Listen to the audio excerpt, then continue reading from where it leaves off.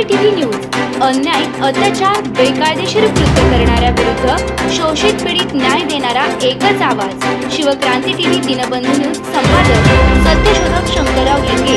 73 87 37 78 0.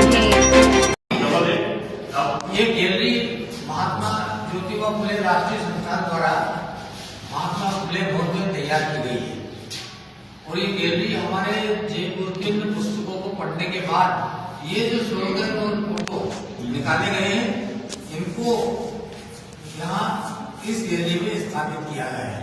इसका नाम दिया है महात्मा फुले वाड़ा. इस वाड़े का उद्घाटन हमारे राजस्थान के मुख्यमंत्री जी के सुपुत्र और राजस्थान क्रिकेट कंट्रोल बोर्ड के चेयरमैन वैभव गहलोत जी ने इसका इनाग्रेशन किया था. यहाँ पर फुले जी के जीवन से संबंधित संपूर्ण चित्रगाथा और महत्वपूर्ण स्लोगन है. तो यहाँ से चलते हैं, अपन आगे थोड़ा बढ़ते हैं. यहाँ ये पूरा महात्मा ज्योतिबा फुले जीवन दर्शन से संबंधित यहाँ के फोटोग्राफ है.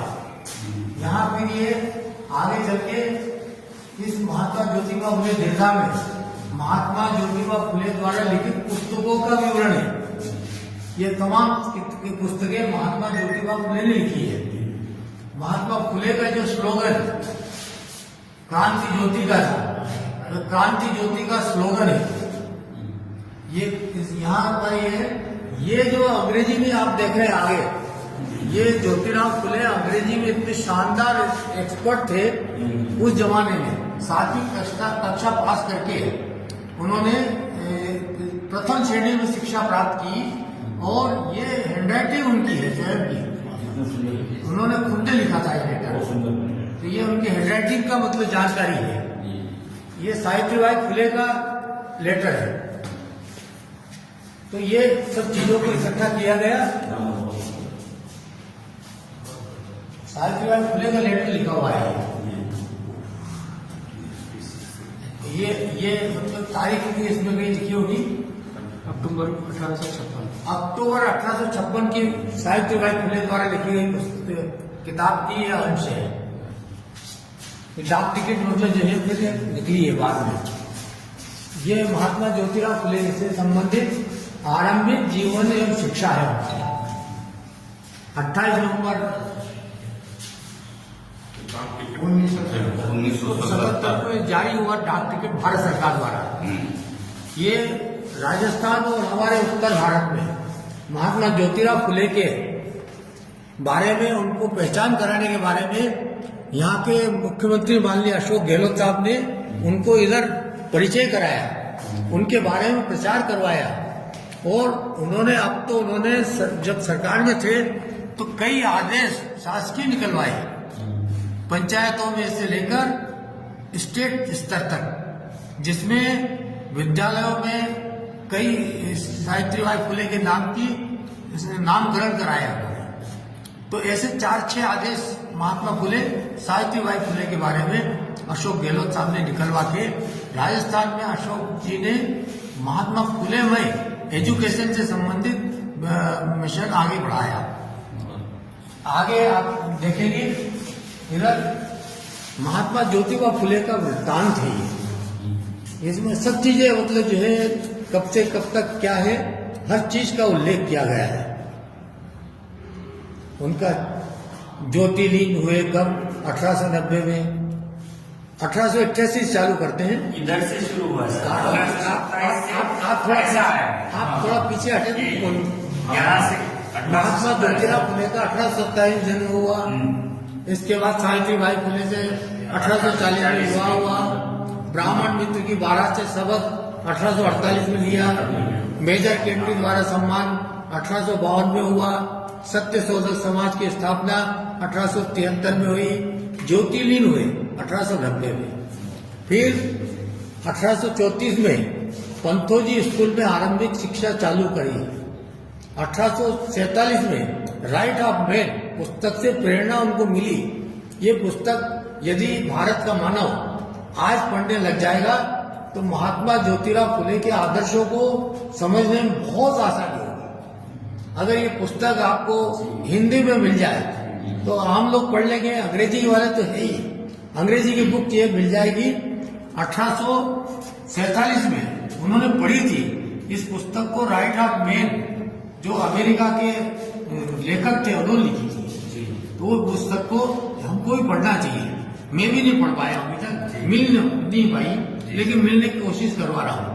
फिर 1848 में भारत का प्रथम महिला विद्यालय सावित्रीबाई के साथ महात्मा ज्योतिराव फुले ने खोला।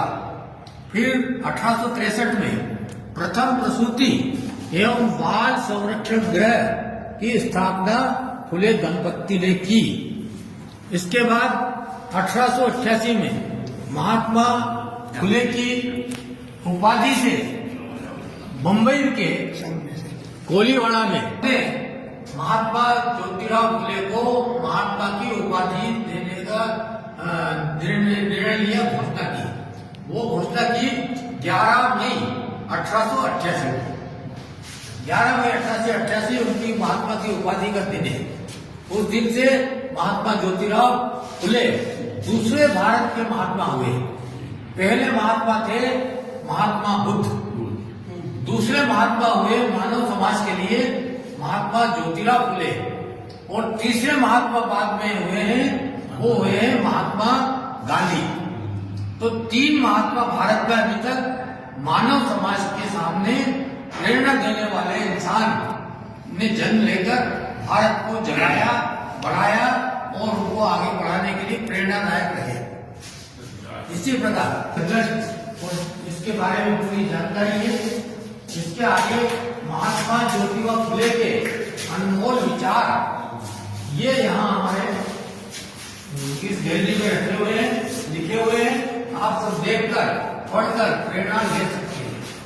इसके बाद ये महात्मा फुले वाड़ा में जो फोटो लगा है महात्मा ज्योतिबा फुले का पूना में, इसी प्रकार का तो वहाँ लगा हुआ है। वहाँ स्टेचू बना हुआ है।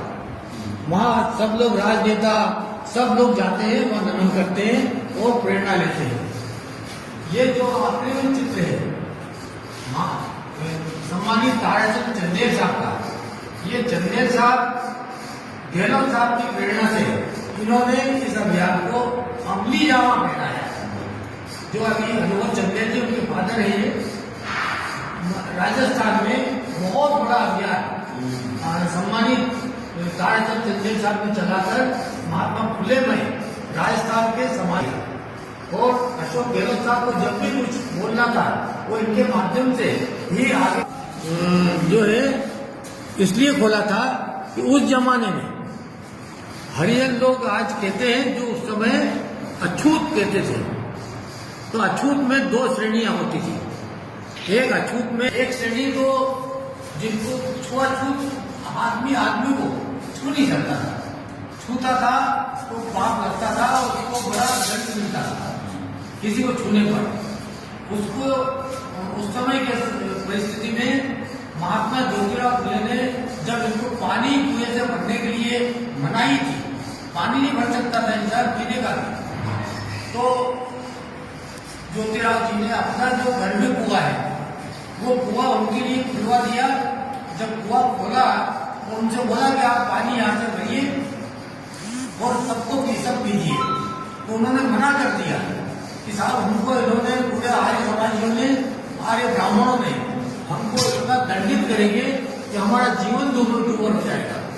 तो ज्योतिराव फुले ने इस कुएं से पानी स्वयं ने दोनों सावित्रीबाई ने निकाला और उनको सबको लाइन में बिठा के पानी पिलाया और उनको बोला कि आप खुद यहाँ मेरे सामने पानी निकाल के अपने घर ले जाइए। तो ये ज्योतिराव फुले उस समय ऐसे क्रांतिकारी थे समाज में समता के भाव पैदा करने के। वो समता के भाव भारत में अब स्थापित हो रहे हैं, चल रहे हैं, लेकिन अभी कुछ वर्षों से समता के भाव को हमारे समाज के लोग वो उसका शब्द दूसरा निकाला है। समता की जगह उन्होंने अभी आपको पढ़ेंगे बहुत सारे, तो उसको हमारा को नहीं स्वीकार करना है।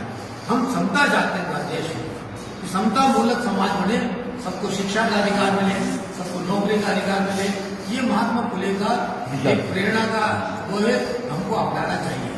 ये नीचे जो है ये जो ताकि थे और भारत सरकार ने इसको संरक्षित किया हुआ है। यहाँ देश विदेश के लोग महात्मा फुले वाड़ा में आते हैं और उनसे प्रेरणा लेते हैं। तो दर्शन नहीं होता, महात्मा फुले का कहीं भी दर्शन नहीं हो सकता, क्योंकि वो तो मूर्ति के खिलाफ ही थे।